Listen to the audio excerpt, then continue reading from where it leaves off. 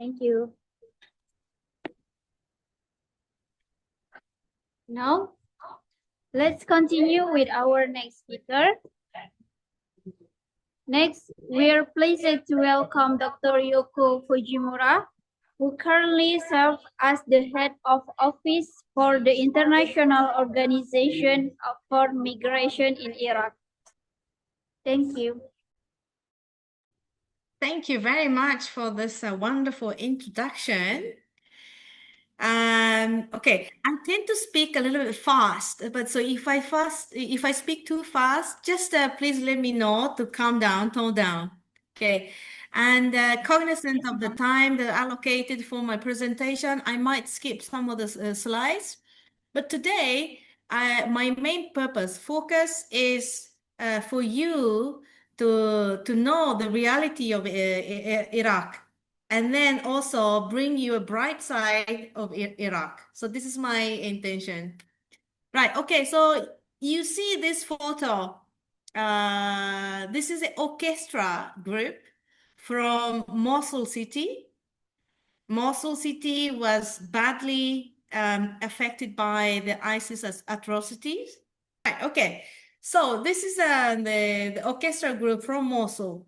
So Mosul is very famous for the artistic and also academic the side in Iraq. And then the University of Mosul was half destroyed by ISIS. Okay, next slide, please. Let's see what you can think of when you hear the word Iraq. I'm already on the second slide, please.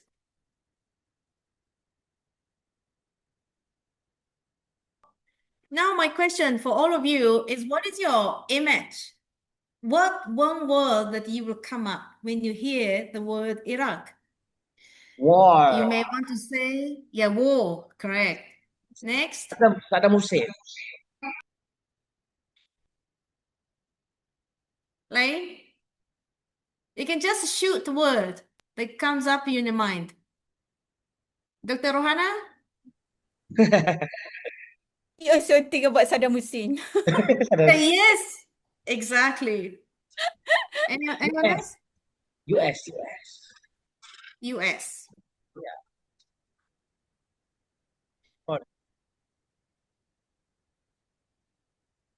I couldn't hear the last one. Okay, anyway, so those images that you had, or one word that it came up to your mind, I think that's really standard. Let's have a look at these photos. Okay, top right is the Mosul city when it was destroyed by ISIS. Left bottom, same, destroyed. Top right is actually the former palace of Saddam Hussein.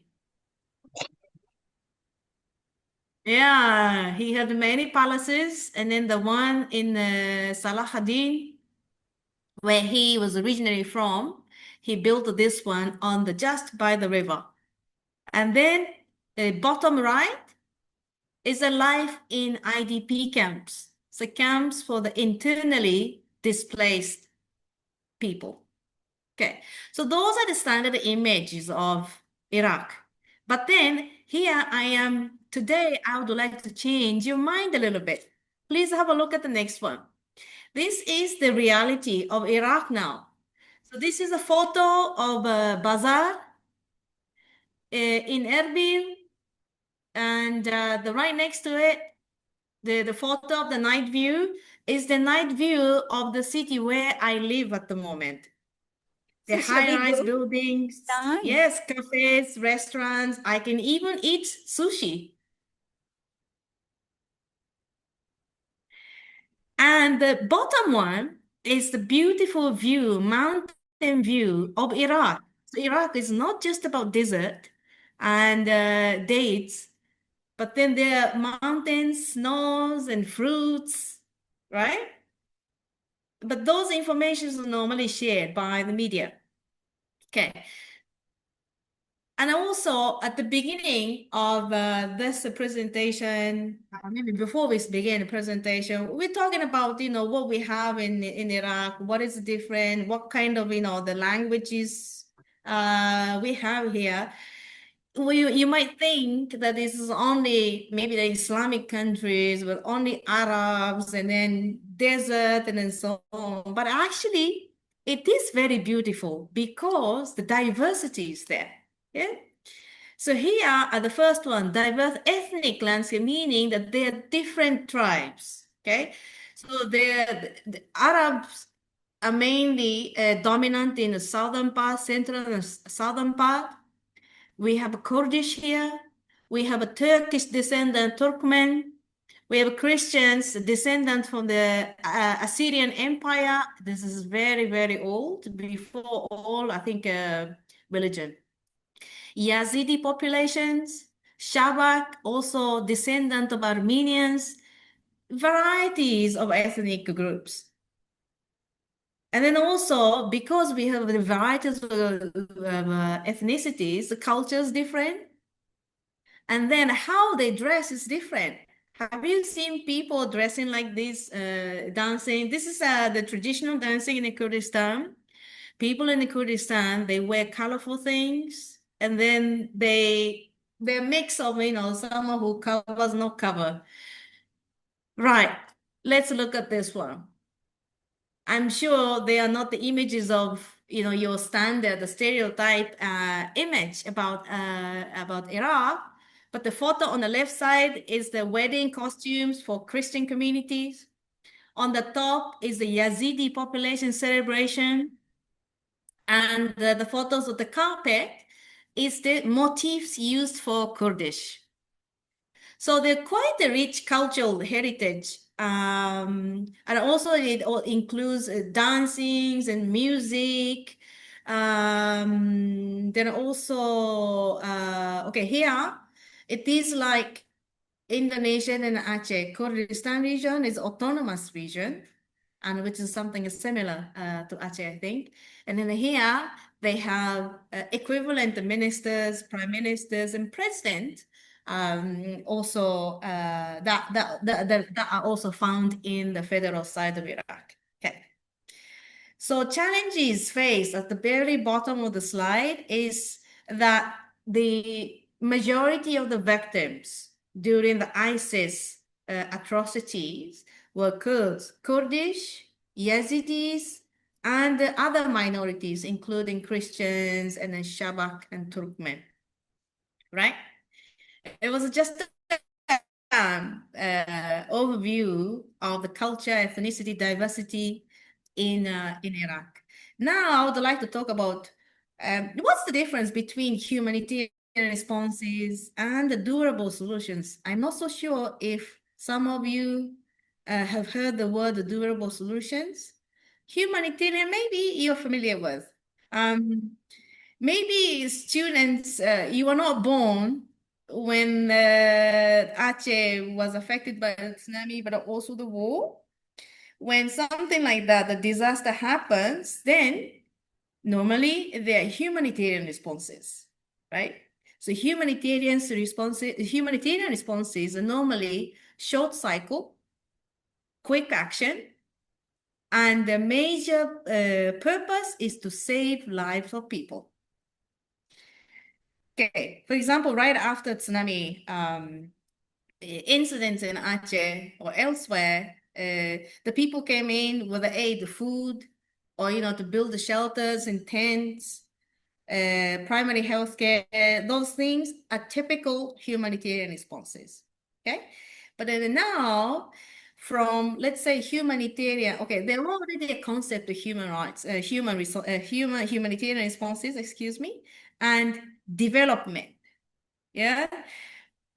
But then there was nothing in between the humanitarian response and the development. So maybe a few years back, people high up in the United Nations, but also these couple of the states, they came up with the idea that it is very important to link humanitarian response, which is a short term, to a long-term development.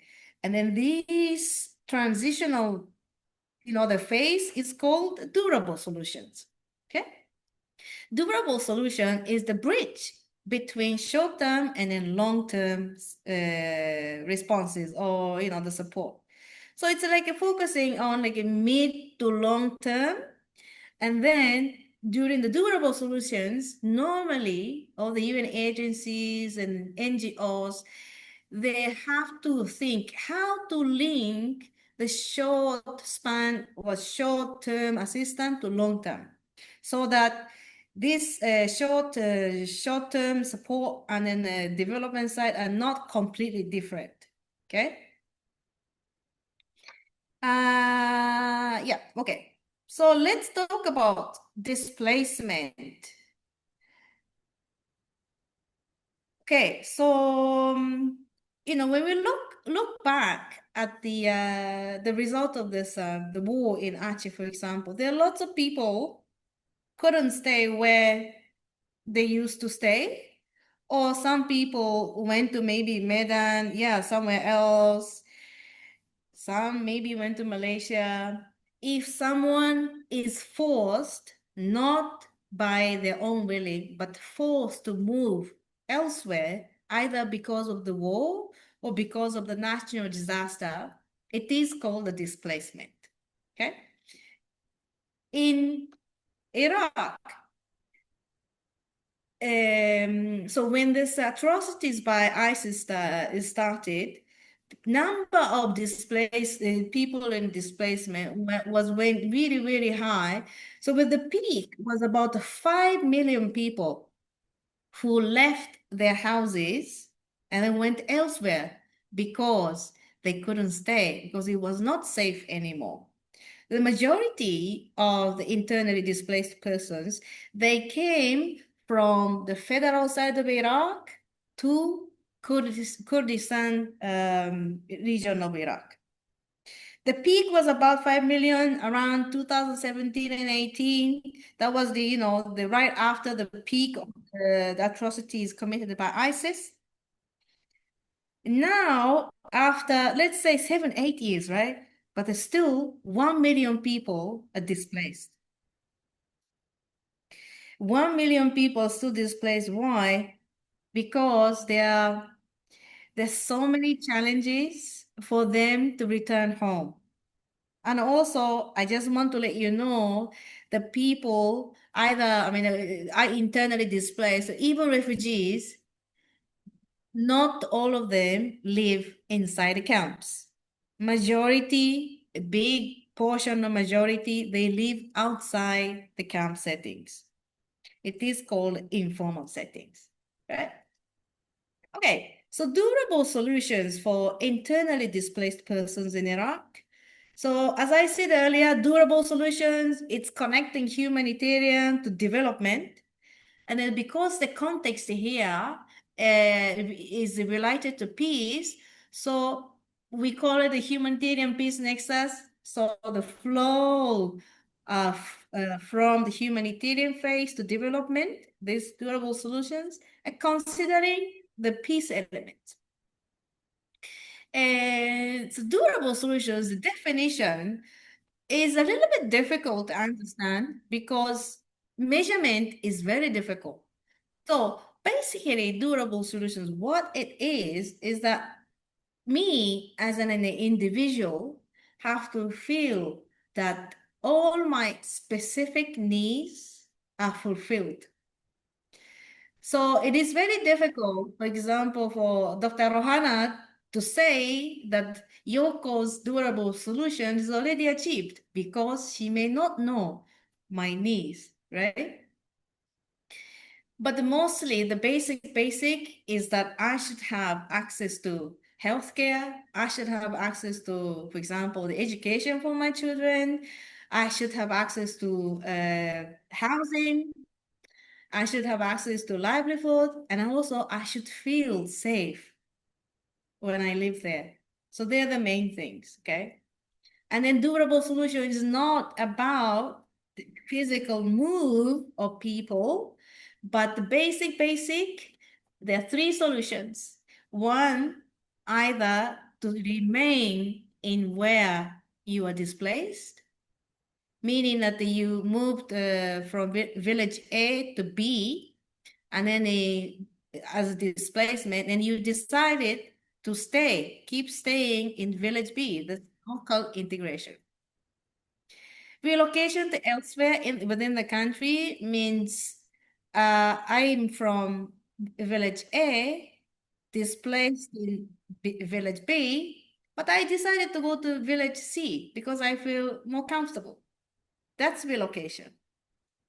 And then the third one, return, is that I go back to my village A. So that's a return. Okay. In Iraq, the coordination of durable solutions quite advanced. I think Iraq is one of the pioneers, and other countries like Nigeria and Somalia, Ethiopia, they started using this durable solutions coordination mechanism. And in Iraq, we have high level, like decision making, and then technical level, and also working group levels.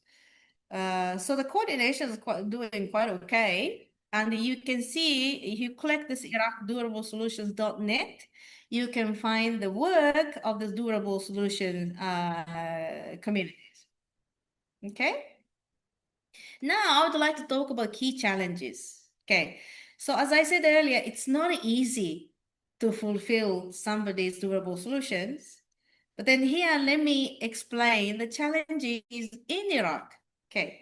In Iraq, the first one, security, safety, and protection, meaning that there are still some mines in some of the villages. So mine clearance hasn't finished. But also, there are some villages or some towns are blocked by the security to return, meaning that they don't want anyone to return. So these are two security related. So second one is a standard living, meaning that even that I want to go, if my house is half destroyed, how can I live? Like here, the summer is very hot, close to 50 degrees, and in winter drops to 0. Yeah. So top barrier or difficulties for IDPs to return to the area where originally from is actually housing, because housing is costly, and also compensation process from the government is taking a little bit, the slower. And also that there is no guarantee that, if I can find a job, then I will think, so the access to livelihood is also need to be considered, because that will also influence the access to food, water, the education elsewhere. Then, okay, so I covered the livelihood. Next one is housing, land, and property. So during the war, the people lost the deed, to show that I, Yoko Fujimura, own this land. And then some people found that someone else squatting in their house when they returned. So legal documentation.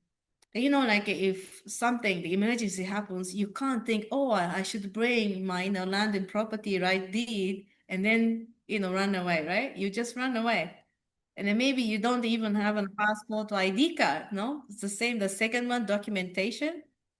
So either there are a lot of people who do not have a birth certificate, verified national ID, or the land deed. This process takes a long time. So that's also challenges, because here, if you don't have ID card, you can't access to any services. The last one, social cohesion and integration.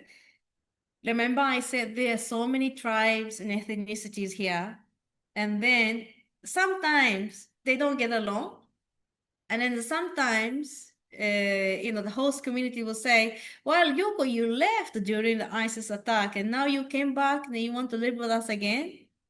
This kind of social tension, it has to be addressed. Otherwise, I will go somewhere else and then I will be secondary displaced. So there's so many things to think about. And then what I want to say here is, if you want to solve an issue, anything related to peace building, a post-conflict, we need people from different backgrounds. We need someone who understands law.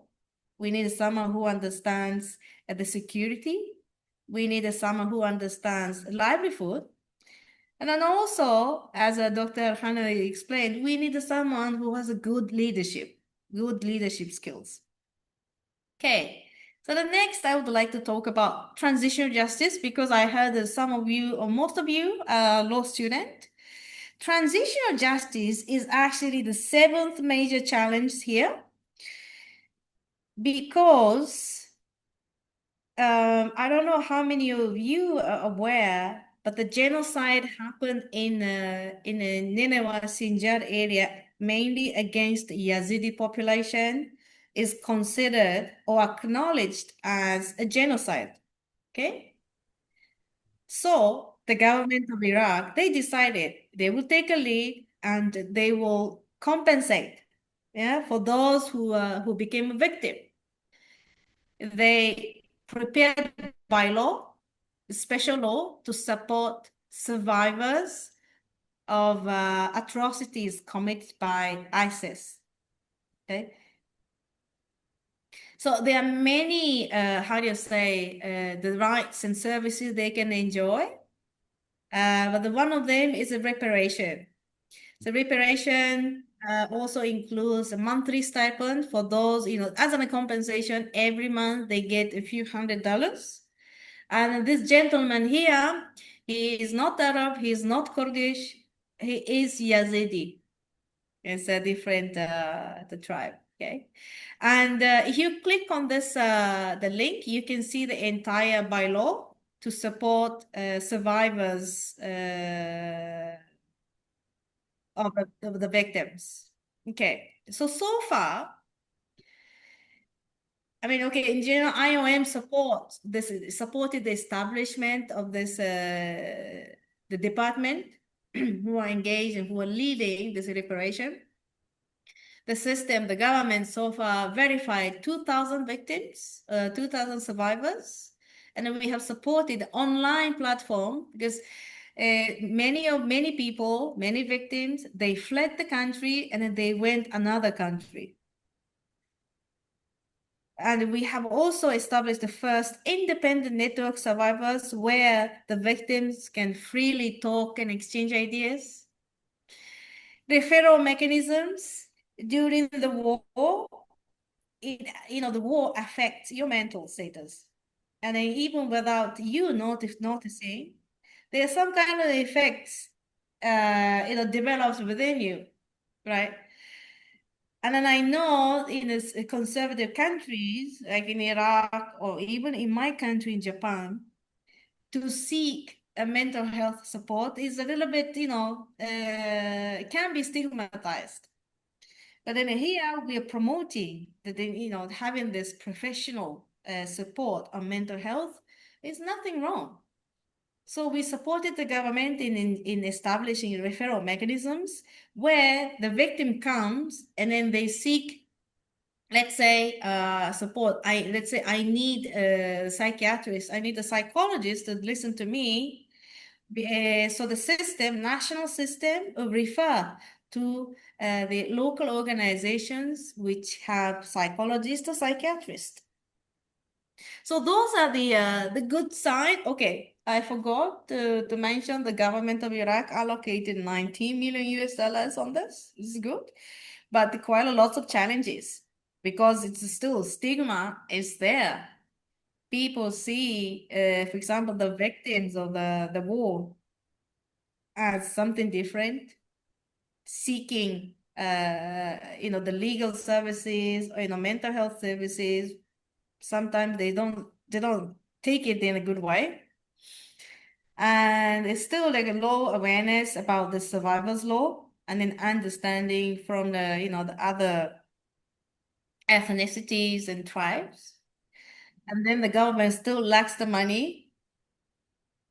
And the verification process is very tough. It means that, the legal students, law students, you understand when a judge determines that this is For example, this is, okay, how can I explain? When the judge decides that you are qualified for this services, the judge has to review all the evidences, right? How is the judge going to review the evidences who, for example, who are the victims of the violence, it's physical violence? So one of the challenges that the Iraqi law or the court requires the victim to come to the court and then explain what happened to them once again, which is the second, traumatizing incident, right? So it's a very difficult and a very lengthy process. Yeah. And then also the infrastructure-wise, if there is no, the water, how can you live? If there is no electricity, it's very difficult to live, right? So the infrastructure recovery is a little bit delayed. So that also delays the people to return. Now, it's a conclusion. It's very quickly. So most important aspect of my presentation today is inclusiveness. Recovering from war is not just about a physical achievement, like me going back to where I'm from, but everyone must be included.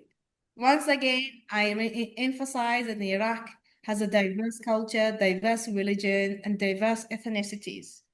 But we tend to only focus on the majority and we forget the minority. So the international partners and also donors, even agencies, we always pay attention to those who are in special needs. It can include the minority groups. It can also include the person with the disabilities. And then also we look into something non-tangible. Non-tangible meaning that something you can't measure by seeing or counting. For example, you can count how many houses you built. You can count how many patients you served. But it's very difficult to determine if our mental health support program made the positive achievement or not. If our social cohesion support has achieved something positive. It is very difficult, but we see the great importance of those non-tangible activities. So that's why we have to be more holistic when we look at the recovery from the post-war, post-disaster. So it's not just the simple formula to fix, but it's rather like we need the people from different backgrounds, and then to find a way and also find a specific solution for the specific area, because what's happening here is not applicable. It may not applicable in Aceh or the Malaysia, but maybe some of them might be applicable. So I hope you will have a more bigger, wider picture when you see an issue and try to see it from the different angles. And then that normally gives you some great ideas. Okay, so here are some of the links for you to see if you're interested. The first one is called the Nobody's Listening. It's a great, about 10 minutes video. Which describes IOM support in virtual reality. You know there's a virtual reality one, the way you wear goggle and see like real. We made that in order not to forget the genocide committed by ISIS. So I encourage you to have a look. And if we have time, I will just show a short video about the current city in Mosul. Right, okay, so ISIS was defeated like 7-8 years ago, right? And then recovery is kicking in, but this is Mosul now. You see the new buildings, but behind, houses are collapsed. This is still 7-8 years after the war.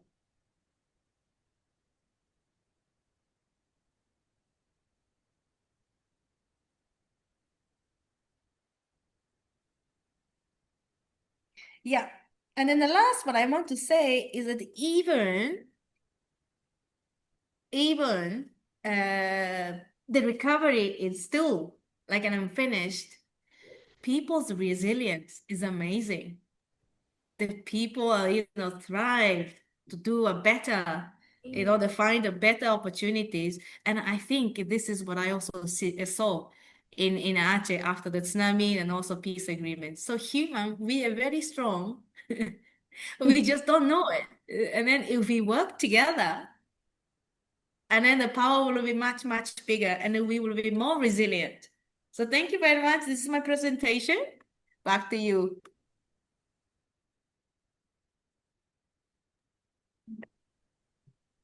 Thank you for Dr. Yoko Fujimura for such as powerful and thoughtful presentations. We now move to the Q&A session, where you will have the opportunity to engage directly with both of our speakers. If you want to ask with Bahasa Indonesia, it's also acceptable. Question on the chat box. For Q&A questions, Ibu Yeni Rosana will assisting the speaker. Thank you.